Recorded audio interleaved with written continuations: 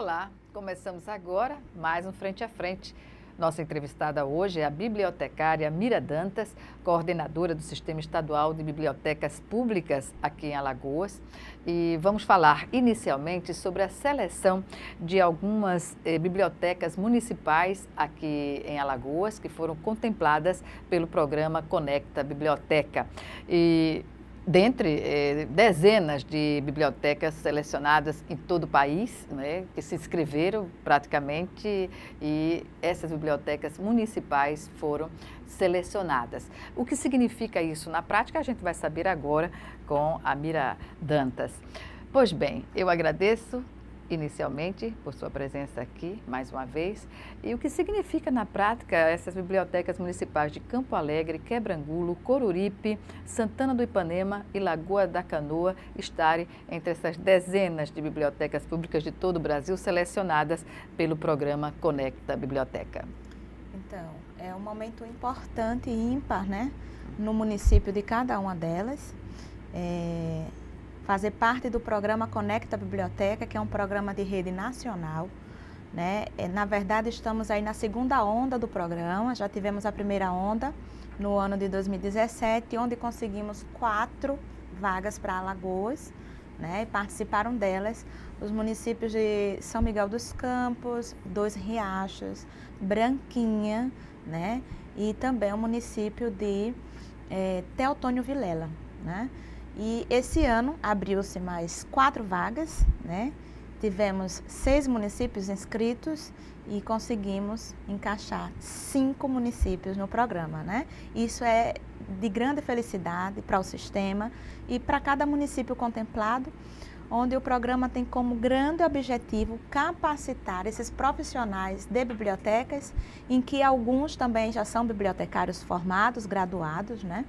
Para que eles possam estar dando sustentação, né, nas ações dinamizadoras dos espaços, tornando essa biblioteca um espaço multicultural, dando visibilidade para o município e, no grande chavão de tudo, né, desenvolvendo socialmente ali a comunidade. Então, de primeira mão, eu já te digo que no Brasil foram 108 municípios contemplados, tá? A região Nordeste ficou com a grande maioria e nossa Alagoas ficamos com 5 vagas, né? E eles colocam critérios, né, de seleção. Pois é, os critérios de seleção e critérios também para inscrição. Exatamente. Qual é o critério para essas duas condições? O critério de inscrição, né, tem que ter no mínimo 3 computadores com rede de internet para o usuário. Uma vez que o programa Conecta a Biblioteca, o próprio nome já sugere, né? É trabalhar a diminuição dessa desigualdade social, utilizando a faixa etária que mais se avança e seja próspera, né, para uma nova geração, para a próxima geração, na verdade, ou de mudança, né, que é a geração jovem, de adolescentes e jovens, né? E hoje em dia o que está em alta é a tecnologia. Então, que tenham 3 computadores com acesso à rede de internet e que essas bibliotecas também estejam inseridas em lugares com IDH também, né, baixo, né? E aí, necessariamente, a gente entende que ali precisa se trabalhar. Na verdade, o programa Conecta Biblioteca é um programa criado, idealizado pela ONG Recode, que fica no Rio de Janeiro, e tem o patrocínio aí da Fundação Bill Melinda Gates, né? E uma parceria com o Estudo Caravan, que fica nos Estados Unidos. Todos eles associados e atrelados à grande agenda de 2030, né? Que é, juntamente à ONU, da diminuição, né, dessa desigualdade social. Então, pensaram, né, e chegaram à conclusão de que não haverá diminuição da desigualdade social se não houver, de fato, né, uma inserção de leitura, de incentivo à leitura, de aproximação das pessoas ao conhecimento. E as bibliotecas públicas, né, que na verdade são elas direcionadas pelo programa, foram classificadas como os espaços promissores, né, capazes de estar trabalhando com essas pessoas, com a comunidade, né, essa desigualdade através da atração delas para o espaço da biblioteca. A leitura promove, digamos assim, uma transformação, não é, social. Então, é um aliado nessa tarefa e nessa meta para 2030. Né? Exatamente, né? E aí temos a certeza, né, não só de Brasil, mas de mundo, que a leitura, ela sim promove essa desigualdade. Promove a libertação. Promove a libertação, então não importa se eu não tenho recursos financeiros, mas se eu detenho, né, e gosto de ler, e detenho um certo conhecimento, eu vou e volto para qualquer lugar, entro em qualquer espaço e saio, né, e consigo ali me promover e ter um trânsito livre, porque a leitura, porque o conhecimento é quem está promovendo isso. E há, claro, a grande possibilidade, óbvio, de você crescer financeiramente, né? Uma vez que você detém conhecimento, uma vez que essa leitura que você adquiriu, né, possibilita você pensar mais, a criar ideias, a inovar, né? Enfim, e então, de repente... Abre um mundo. Abre um mundo, possibilidades, né? Possibilidades de empreendimento, possibilidades de, enfim, de sobreviver e até desafogar a máquina pública, né? E ter uma autonomia desses cidadãos na sua vida, né, pessoal, financeira, de construção de seus próprios escritórios, enfim, né, no seu crescimento intelectual e profissional também, né? Pois bem, há já estatística, claro, sobre a redução de leitura no país e, digamos assim, em função da precarização, né, das redes, como também do fato do empobrecimento da população. E isso, o Estado tem uma dívida, o Estado brasileiro tem uma dívida com a sociedade, a população, justamente a classe popular, para dar essas alternativas, não? Eu tenho certeza, né? A gente, quando pensa em educação, quando a gente pensa em leitura, em desigualdade social, a gente pensa em Estado e pensa em família, né? Mas vamos colocar aí o Estado como o pai e a mãe da sociedade, né? Então, o Estado é o pai e a mãe, né? Até porque a sociedade é que faz ele se manter, né? A ter fluxo, a continuar de pé.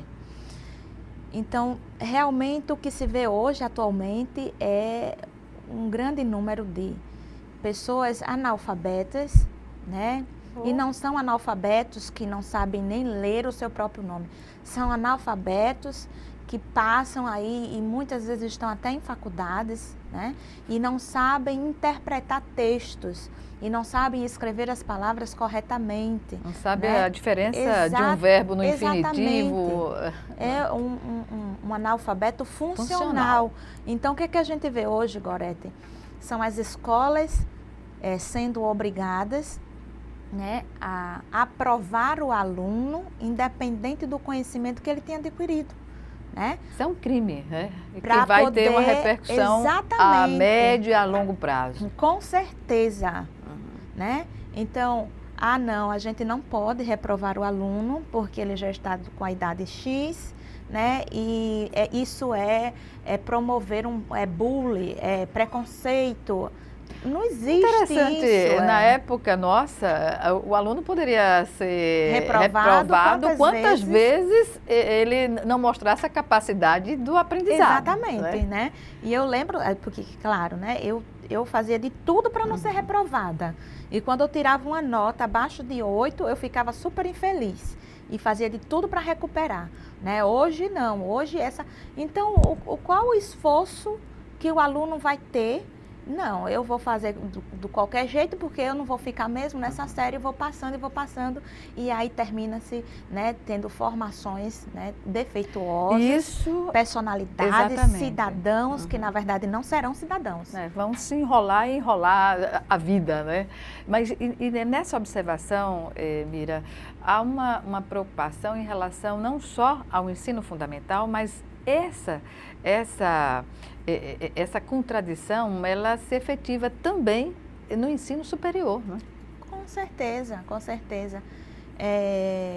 Eu tenho experiências, né, de colegas que não conseguiam escrever redação, que não conseguiam interpretar texto e até hoje não conseguiram nem finalizar, né, estão a ponto de serem jubilados, porque tem o grande TCC, né, no final das contas, e o TCC é realmente, né, cair em campo e fazer uma pesquisa, né, científica, né, de tal ponto de vista, defender esse seu ponto de vista. Que às vezes não é nem do aluno, ele já pediu para ser feito por outra pessoa. Exatamente, e aí, né, há as corrupções, né? Exatamente. Que aí a gente foca, não, quem está no governo, quem está nisso, mas desde pequeno nós somos corruptos, né?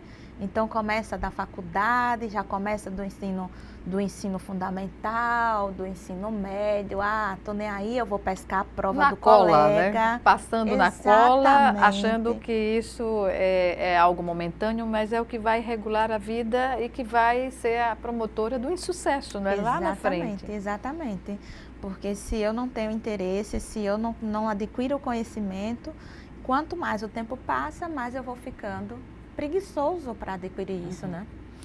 No Conecta, voltando ao Conecta Biblioteca, qual o papel da Biblioteca Pública aqui do Estado de Alagoas, que está vinculada à Secretaria de Estado da Cultura, no sentido de oportunizar a essas bibliotecas municipais a se aparelharem, digamos assim, a terem a formação adequada para recebimento dos alunos ou do próprio parque tecnológico? Gorete, a Biblioteca Pública Estadual, ela faz parte da rede do Sistema Estadual. Então, eu acumulo o cargo de coordenação da biblioteca e do sistema, né? Então, há uma grande confusão, isso é normal, né? A biblioteca em si, ela faz parte do sistema, então quem faz isso é o próprio sistema. É o próprio sistema. Essa mobilização, na verdade, essa promoção dos espaços das bibliotecas públicas municipais, né? Então, o sistema estadual está atrelado ao sistema nacional do Ministério da Cultura, onde a gente recebe informações diárias, né?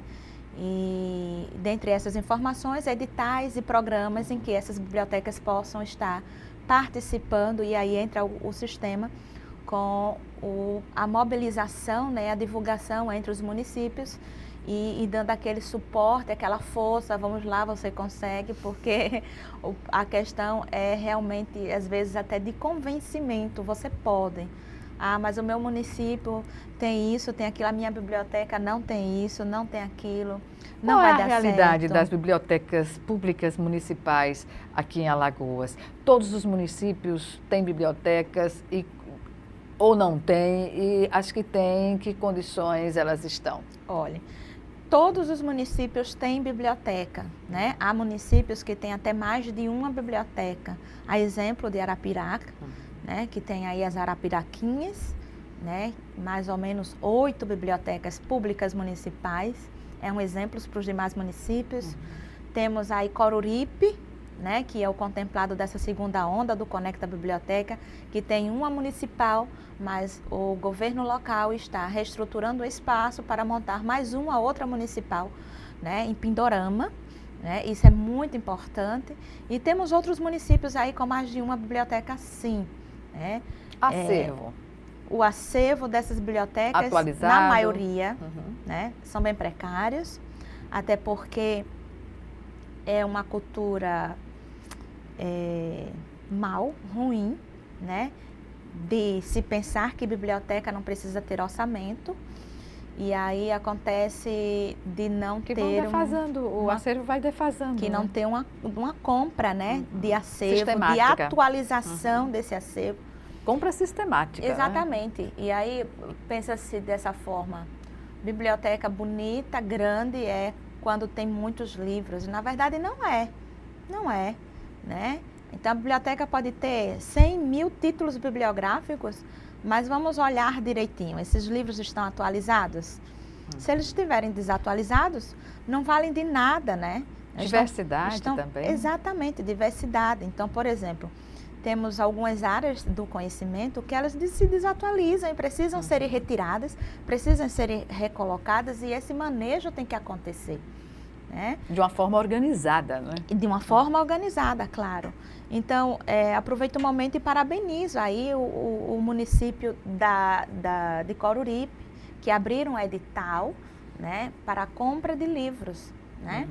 Para seleção e compra de livros para as bibliotecas, ou seja, estão montando uma e vão colocar. E parabenizo também o município de Branquinha, né, que participou da primeira onda do Conecta Biblioteca. No início do programa das inscrições, não existia nem biblioteca, até porque foi um município que foi atingido pela cheia de 2010. Né? Então, para participar do programa, para ter esse avanço, né, eles fizeram de tudo e caminharam e abriram a biblioteca e conseguiram entrar na primeira onda do Conecta Biblioteca e a biblioteca está lá funcionando com computadores, com internet, com acervo, com pesquisa da comunidade e com capacitação desses profissionais. Né? Então, existem outros municípios, óbvio, eu não vou conseguir aqui falar os nomes, mas que são que de perto, né, desse acompanhamento que eu tenho, né, são exemplos. Inclusive, a gente tem uma rede de contatos, de troca de experiências e projetos que acontecem em cada município. Né? A exemplo de Teotônio Vilela. É exemplar o desenvolvimento do município, da biblioteca de lá. Né? Abrigando e colocando todos da comunidade no espaço e promovendo ali uma dinamização, um multiculturalismo do ambiente. É uma proposta, digamos, que deve ser seguida por outras bibliotecas. Não é? Com certeza. Bem, nós vamos chamar agora o nosso primeiro intervalo e o Frente a Frente volta em 1 minuto. Até já.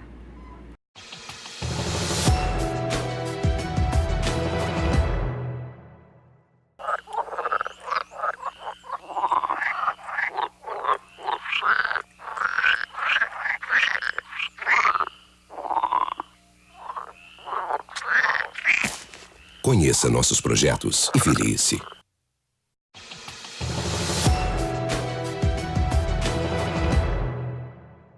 Estamos de volta com Frente a Frente, que hoje recebe a bibliotecária Mira Dantas, ela que é coordenadora do Sistema Estadual de Bibliotecas Públicas aqui em Alagoas e da Biblioteca Pública Estadual. Pois bem, falemos agora sobre essa proposta na prática de dinamizar o espaço das bibliotecas, tornando multicultural.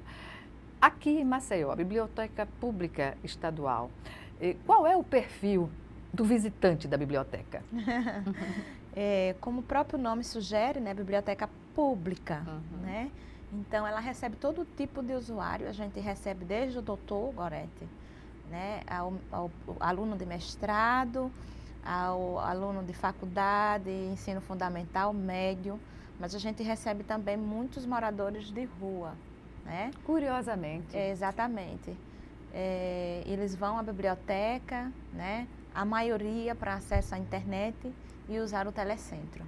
Tá? O telecentro é voltado para? O telecentro é um espaço de computadores em rede, né? Onde a gente propicia o acesso à internet, pesquisa, né? E uso das redes sociais. Né? E aí a gente recebe também eles e também turistas, né? Turistas que usam o espaço para se comunicar com familiares, né, distantes, enfim. Mas é esse o público da biblioteca, né, um público diversificado, né, onde na verdade, né, tem uma definição de público que a biblioteca pública ela recebe todo e qualquer tipo de pessoa, né, sem diferenciação de gênero, nem raça, nem cor, nem credo, enfim. todo tipo de pessoa é um espaço propício para estar. Mas é interessante, não é, que o morador de rua encontre essa abertura na biblioteca para ter acesso à tecnologia e ao conhecimento, porque é difícil a situação de quem está na rua de não poder comprar, e não poder ter um computador, acessar. E, no entanto, não só promove esse acesso, como também socializa as pessoas, não é, no ambiente da biblioteca. Exatamente, né? São possibilidades que uma biblioteca oferece a esse pessoal. Uma visão humanizada do conhecimento, não é? Há alguns usuários que não gostam muito, né, de estar no mesmo ambiente, mas isso é uma questão de cultura. Exatamente, né?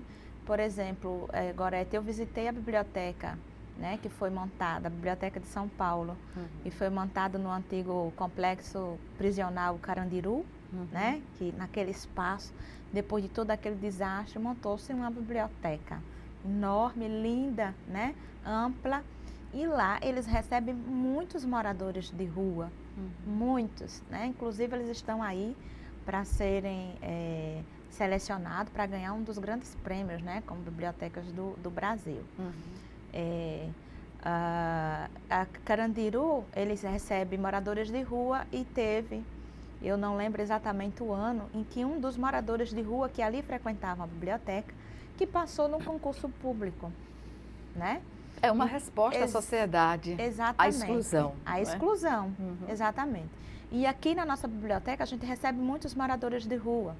Não temos como controlar exatamente o que cada um está fazendo, mas eu tenho certeza, porque a gente tem um controle de espaço de telecentro. Então, a maioria usa a internet, a maioria usa o espaço do computador do telecentro, né?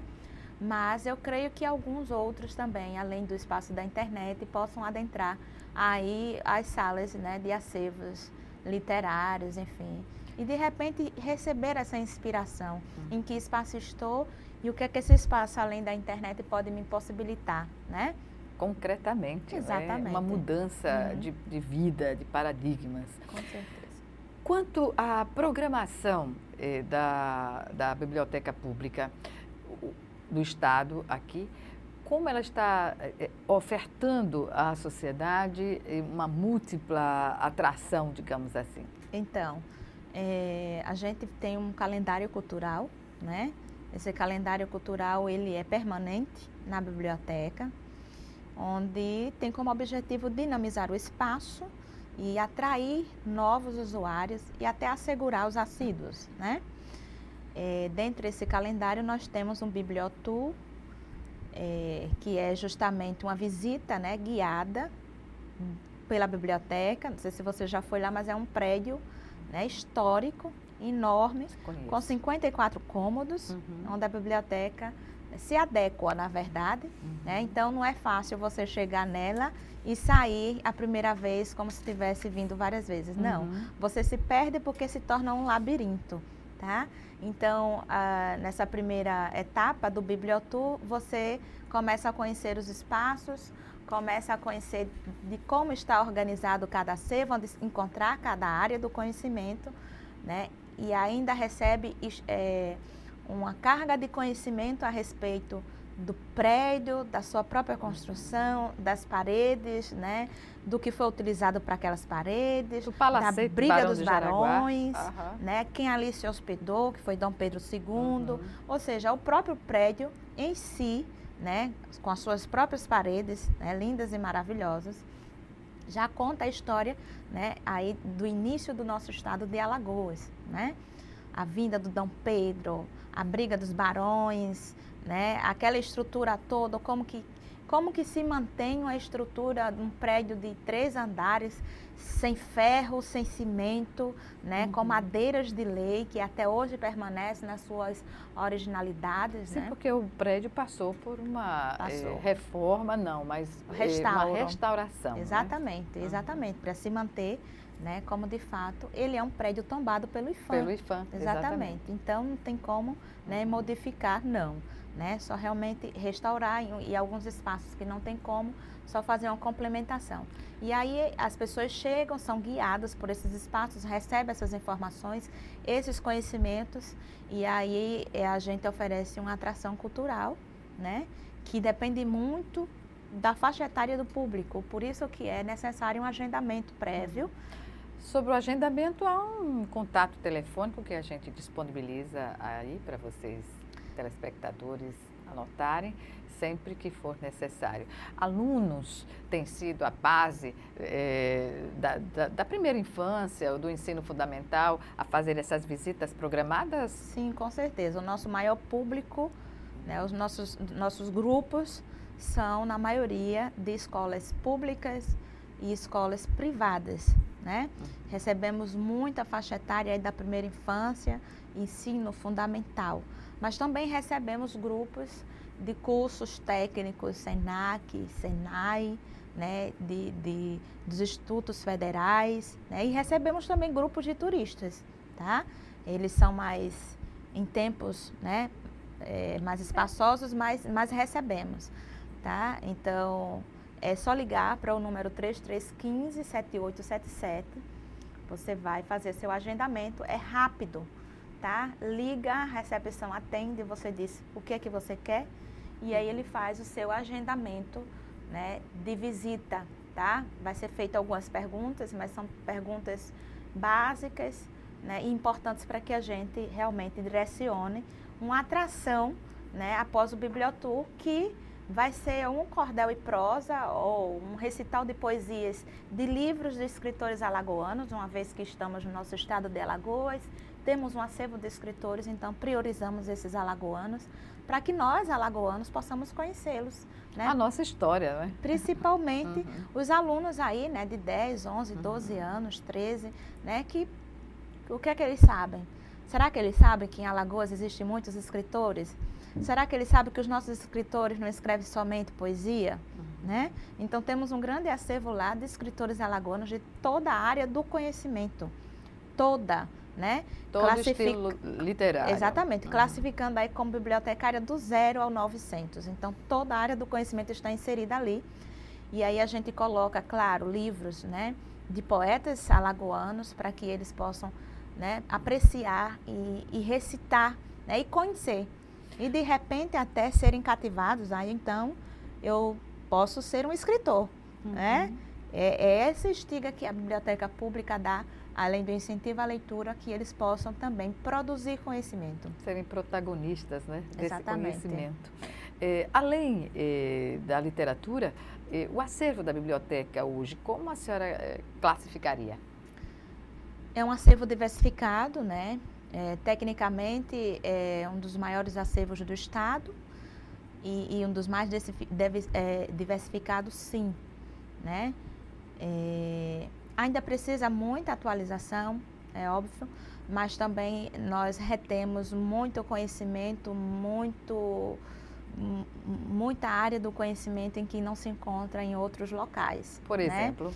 Temos alguns acervos específicos, especiais, posso assim dizer, que é o acervo de obras raras, né? Onde a gente tem critérios e temos uma sala repleta de mais ou menos 5 a 6 mil títulos bibliográficos de livros raros, e um dos mais antigos data de 1708, né? Na verdade é uma coleção de Diogo Couto, mas temos outros aí de alagoanos, como Vidas Secas, a sua primeira edição, né? Que é importante se colocar, preservar essas primeiras edições, né, de escritores, né, como que foi feito inicialmente, e também de editoras que não mais existem, né? Então a gente retém esses livros e aí tem algumas características que fazem com que esse livro se torne realmente uma obra rara, né? Especial. Desde a encadernação, né, até uma assinatura de pertencimento, né? Isso é uma característica de livros que realmente devem ser preservados. Exatamente. E as condições de preservação? O prédio passou por esse trabalho, né, de de recuperação. E hoje, tecnicamente, como ele se encontra? Olha, o prédio passou por um restauro, né, um prédio tombado. E como eu iniciei dizendo, a biblioteca ela se adequa ao prédio. Na verdade, apesar da beleza do prédio, não é um prédio específico para uma biblioteca, né? Mas isso não deixa da biblioteca ter ganho por isso.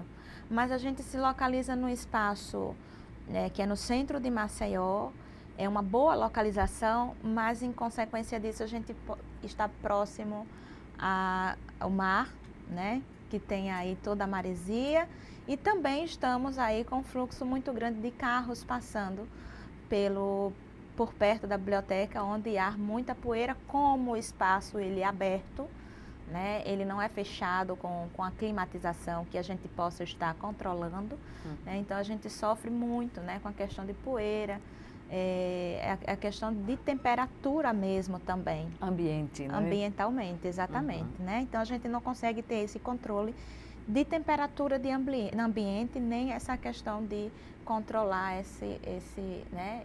essa vinda desses pequenos... É um investimento, né, que deve ser feito a médio ou a longo prazo, mas tem que ser colocado como uma prioridade para manter a qualidade na preservação desses documentos, desse acervo literário. Exatamente. Então, a Obras Raras ele fica num espaço, é uma sala fechada, né, onde a gente deixa as luzes apagadas, porque até a lâmpada, né, é uma luz que faz com que o papel ele resseque, ele envelheça e ele pereça bem mais rápido, né? Então a gente mantém é um espaço realmente, né, com tudo apagado, e a gente só abre realmente quando há solicitação de pesquisador. É uma câmara escura, não é? Exatamente. Que se tenta fazer para exatamente. proteger. E aí, claro, a gente tenta de todas as formas dar mais vida a esses documentos, com o uso de luvas, de máscara para proteger até o consulente, e a gente não empresta, não tem como emprestar, né? Então a consulta é feita ali no local, tá? Então mantemos esse espaço fechado, mas não deixamos de ter aí uma agressão, né, ambiental da temperatura. Pois bem, vamos chamar agora o nosso segundo e último intervalo. Voltamos daqui a pouco.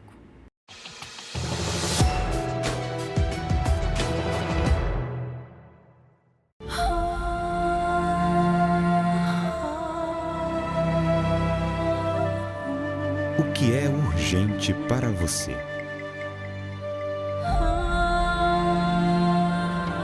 Para muitas famílias, a prioridade é ter o que comer.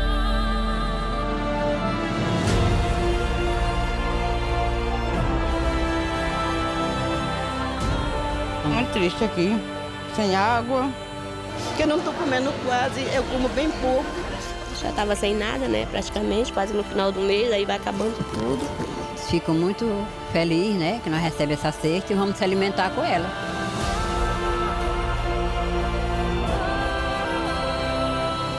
Quando a LBV chamar,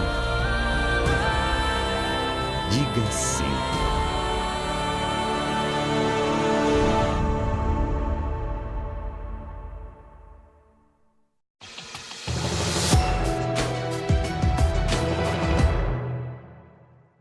Voltamos para o último bloco do Frente a Frente, que hoje recebe a bibliotecária Mira Dantas, coordenadora do Sistema Estadual de Bibliotecas Públicas aqui em Alagoas. E o nosso assunto agora, já que estamos no mês em que se comemora o Dia Internacional da Mulher, a biblioteca também fez uma homenagem às mulheres escritoras. Como foi? Exatamente, né? Aconteceu dia 15, né? Homenageamos 10 escritoras alagoanas, né? E foi um momento ímpar, eu tenho certeza, na vida delas, né? Então, como escritora, como mulher, a gente sabe que há alguns anos atrás, ou séculos atrás, né? As mulheres não podiam nem ir para a escola, não podiam, enfim, né? E jamais ser considerada escritora, né? Quem diria? Então, eu lembro aí da Dixon, né? Que é uma escritora norte-americana, em que ela se apaixonou e começou a ler dentro de casa e que escondia os envelopes de cartas e quando todos estavam dormindo, ela subia para o sótão para escrever, né?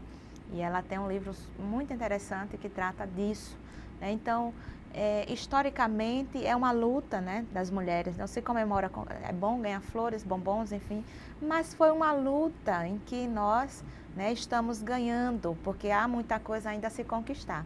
Tá? Então, mulheres escritoras, sim, devem ser homenageadas, porque, né, se colocaram aí e como o próprio tema, né, já fala, mulheres que escrevem em Alagoas.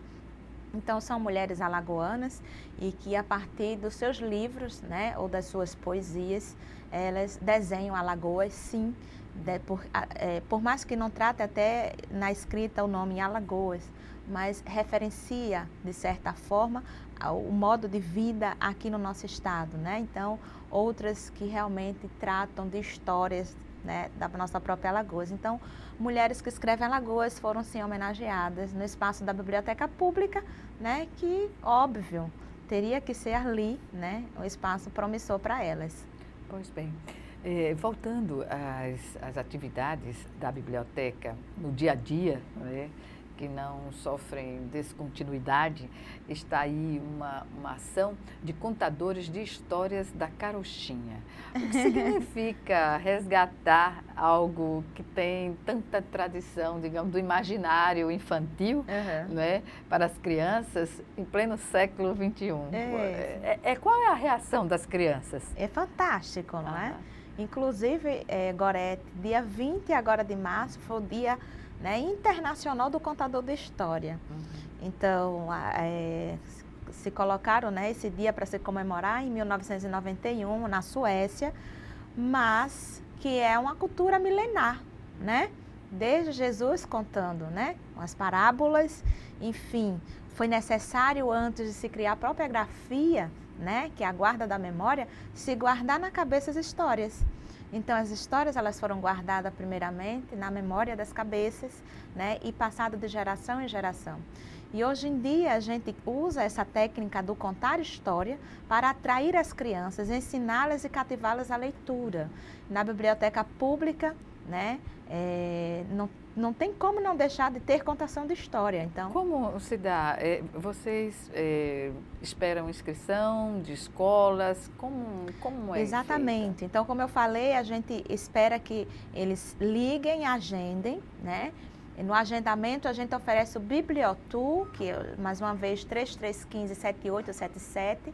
E aí, a recepcionista vai fazer uma triagem para saber a faixa etária do grupo que vai vir.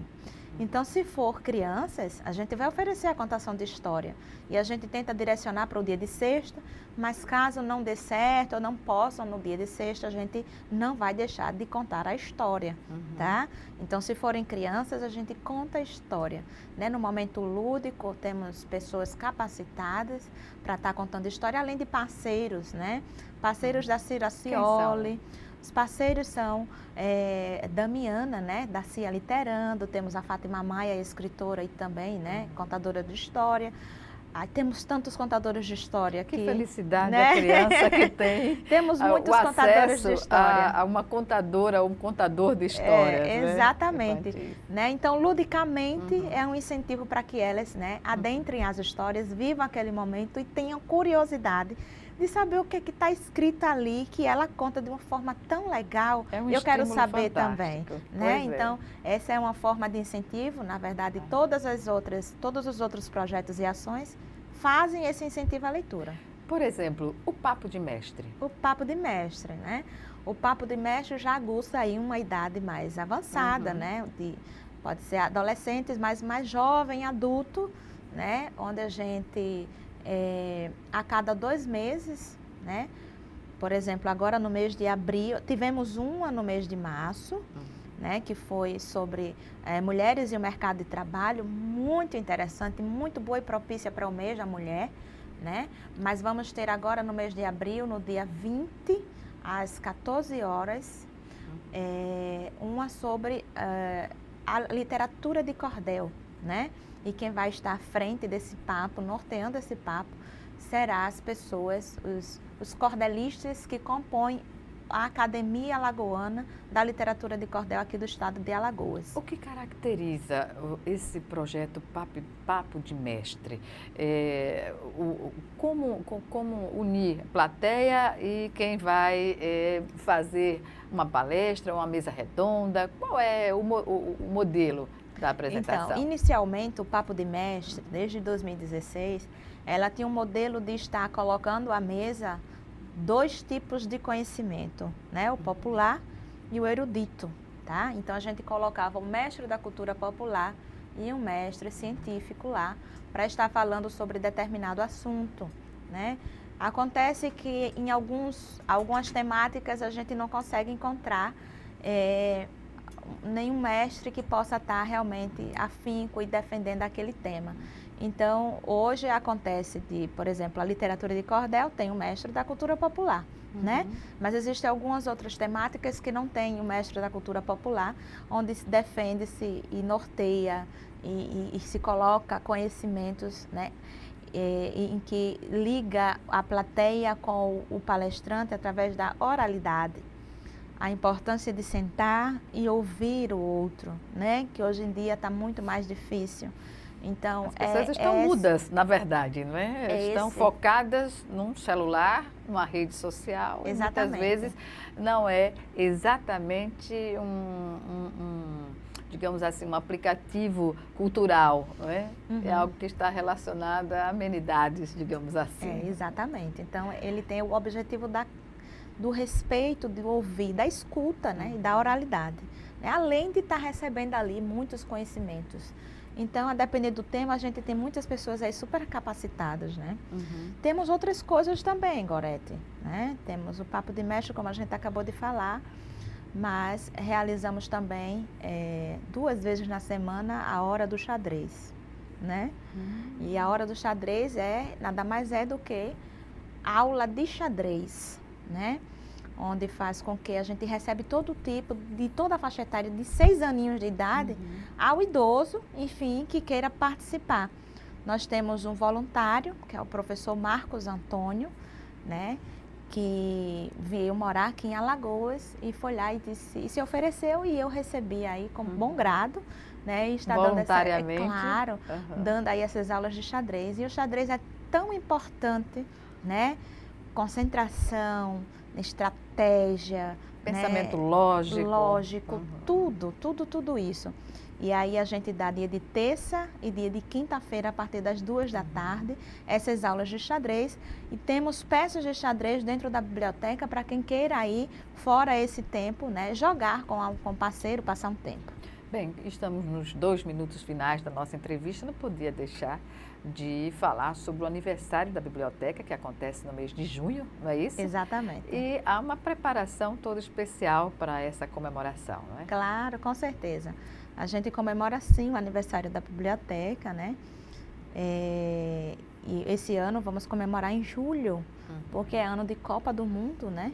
E mesmo que não fosse Copa, é muito mais complicado comemorar aí final de junho, porque tem festas juninas, enfim, muita chuva. É verdade. Normalmente início de julho, tá? Mas a gente não deixa de comemorar, onde a gente aproveita esse momento para realizar um encontro de gestores de bibliotecas públicas municipais. Então, vem todo mundo dos municípios, recebem palestras, recebem capacitações, participam de oficinas, né? E aí a gente leva, no final de tudo, né? Monta uma tenda na rua do comércio, né? E mostra aí a leitura, a literatura e esses escritores para comunidade, né? Que vem muitas vezes ao centro e não sabe onde a biblioteca está, né? E que tem essa biblioteca. Então, esse o grande objetivo, é comemorar, sim, 153 anos esse ano a biblioteca vai fazer, né? E é um tempo de vida muito grande para que a sociedade não conheça e não se faça parte dessa biblioteca, né? Um espaço público agradável e que traz muita coisa boa, né? Para quem ali chega. Só. Exatamente, Coisa né? boa. Então, é mais uma forma de, olha, a biblioteca também faz aniversário, tem bolinho e velas, né? E aí esse aniversário é comemorado de todas as formas, de capacitação, de encontro, e no final de tudo vamos levar para o pessoal que existe ela, vamos para a rua. Pois é, uma ação até comunitária, porque apoio também às bibliotecas comunitárias. Exatamente. Não é isso? Bem, infelizmente chegamos ao fim da nossa entrevista. Eu agradeço mais uma vez a participação de Mira Dantas aqui, coordenadora do Sistema Estadual de Bibliotecas Públicas, e até um próximo encontro. Com certeza. Muito obrigada pelo espaço. Até lá. Até. Obrigada a você também por ter nos assistido e até o nosso próximo encontro aqui, frente a frente, também com você.